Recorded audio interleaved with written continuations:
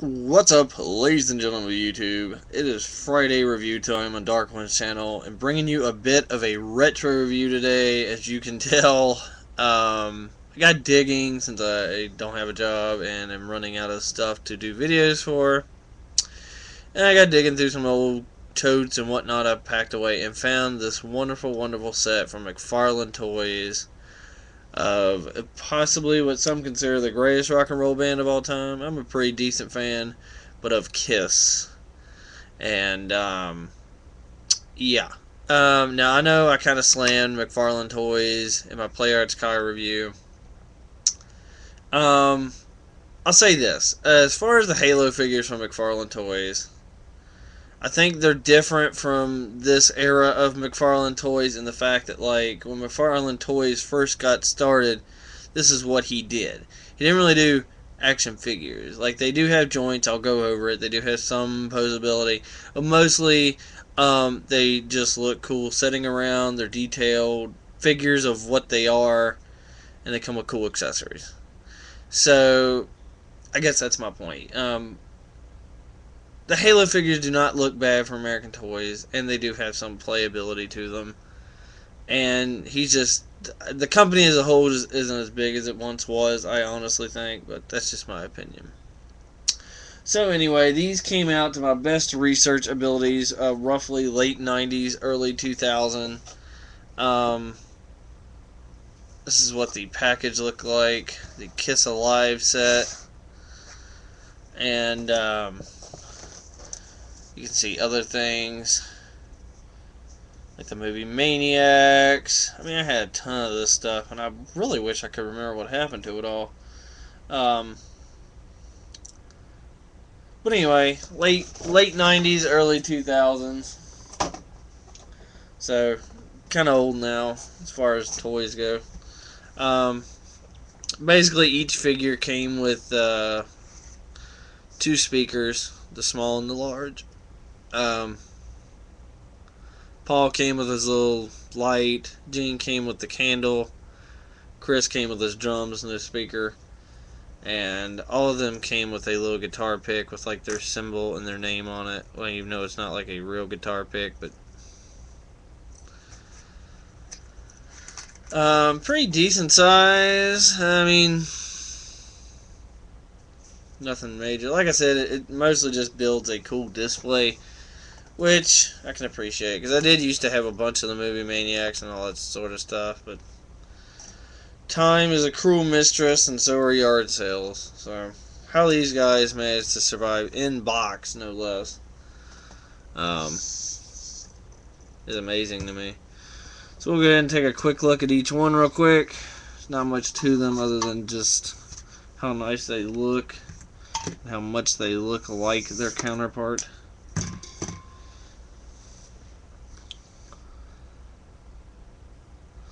I do think, if memory serves, that they did release kind of a big stage set, because they do have peg holes in their feet. I honestly can't remember. Since he's sitting there, we'll take a look at the drummer real quick. Peter Criss. Comes with his drums. And see, when McFarlane Toys first came out, you just really didn't see stuff like this. Like, it just wasn't around. I mean, now it's kind of like the norm for, like, adult collectors and stuff like that. They'll make, you know, highly detailed figures of stuff that no one else would really care about. But back then, you just really didn't see it. Comes with a symbol. Even has a little pedal on there. He comes with like the pedal for his bass drum. His foot is angled up, but it doesn't really go under there that well. I mean, you could put it there to have it there. Figure itself is stuck in a sit-down pose, no hip joint. Does have a waist swivel, but given the molding, it's only going to look right one way. Actually, pretty good ball jointed shoulder. I mean, you could have him different getting ready to drum poses. Really good likeness there, if I can get the camera to come in on it.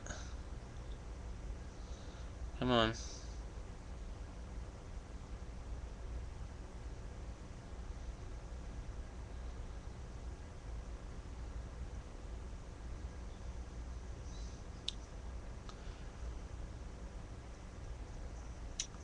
See his little outfit with the studs. I mean, Kiss is Kiss. I mean, I think even if they do still tour, I'm not 100% on that. I meant to look into it. I know Peter and Ace aren't necessarily in the band anymore. Like, it's somebody else. So that kind of sucks. And he comes with this little stool, which it helps him sit there, but it cracked me up when I took it out of the package. It actually has like a butt groove on the seat. So it's kind of stupid, but it does help him sit on it. Next we'll go to Gene. Just more good detail there. Yeah. Get his porn star tongue. As you can see, it is jointed there at the neck. He has waist. He has leg, but due to the molding, I mean, it's not going to look right unless it's that way. And out of all of them, and it might have just been because they were in package so long, because I know on the back of the package it actually pictures this hanging down, but mine stays like that, and that's how it was just packaged. So I think just the fact that I had mine in the package so long, some things are just kind of stuck the way they are. But you can see even on the guitar, it's just really good detail there. Even if the camera will get, they're even holding little guitar picks. Well, the guitar players are anyway.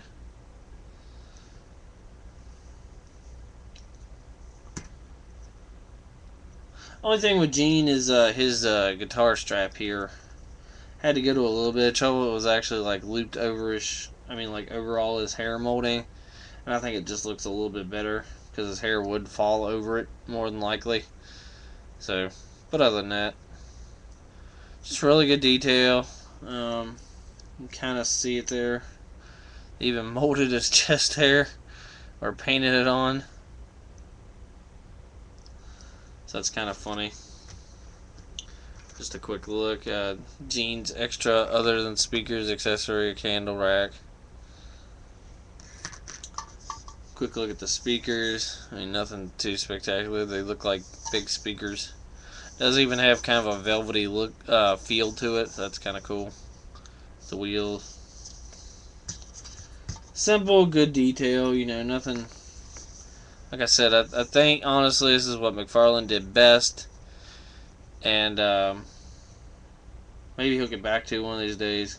He ended up making like about 4 different sets of Kiss figures. Was kind of a big property for him at the time. Which, if Gene Simmons gives you up the merchandising rights to Kiss, or lets you make things for it. Got Paul Stanley. Now I say Gene's hard to stand, and Gillo, this guy, he actually stands the best, and he's halfway laying down. So McFarlane was also good at design in general. Now I'm not saying Todd McFarlane designed them, but the toy company as a whole. As you can see again, they go to the trouble to paint his rocking chest hair.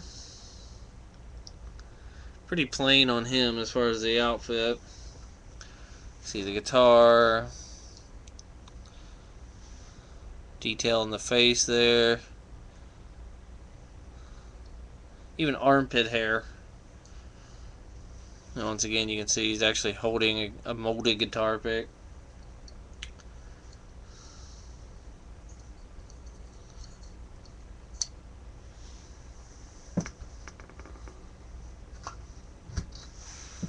Yes, I'm wearing the bathrobe again. It is freaking freezing in my basement.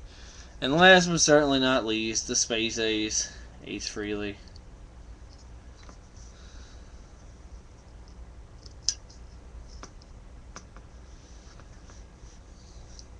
This is platform shoes.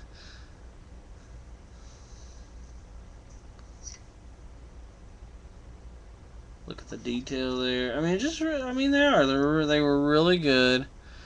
And this was pretty consistent with most of McFarlane's stuff at the time. Like I said, I had some of the movie Maniacs. I even had some of the Spawn figures, and that was another thing he was kind of known for, is like, you know, the more adult, you know, like you really didn't see like figurines of horror movie characters until McFarlane made them. And I mean, I'll give the toy company due credit. And I have a video coming up with a figure that caused a little bit of controversy, as it will. But yeah, Kiss Alive, and there's all the speakers it comes with. You get, when you get all four, you get 3 big ones and 3 of the small, which you could arrange any way you want. You can set them on top of each other. You can set them around the way I had them. It's preference, really. But they look like speakers. And like I said, they also come with the fake guitar picks with their name and their symbol. Whoops. The stuff does sit rather well. I just bumped the table pretty bad there. But anyway, a little bit of a retro throwback review, and I might have a couple more of these on the way because I found some pretty neat old stuff packed away.